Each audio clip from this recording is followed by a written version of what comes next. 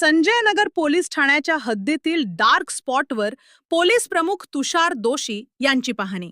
सांगली शहरातील गुन्हेगारी मोडीत काढण्यासाठी आणि नागरिकांमध्ये सुरक्षिततेची भावना अधिक बळकट करण्याच्या दृष्टीने माननीय सांगली जिल्हा पोलीस प्रमुख तुषार दोशी यांनी संजय नगर पोलीस ठाणे हद्दीतील विविध डार्क स्पॉटला प्रत्यक्ष भेट देत परिस्थितीचा आढावा घेतला.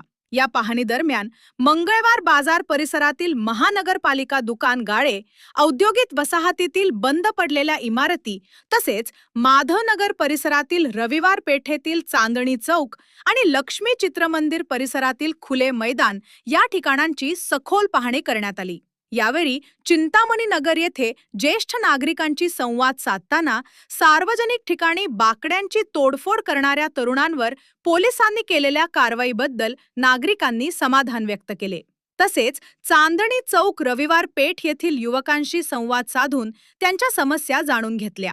या प्रसंगी उपविभागीय पोलीस अधिकारी शहर संदीप भागवत, स्थानिक गुन्हे अन्वेषण शाखेचे पोलीस निरीक्षक संजीव झारे तसेच संजय नगर पोलीस ठाण्याचे पोलीस निरीक्षक सतीश कदम यांच्यासह गुन्हे प्रकटीकरण शाखा व स्थानिक गुन्हे अन्वेषण शाखेचे अधिकारी व कर्मचारी मोठ्या संख्येने उपस्थित होते.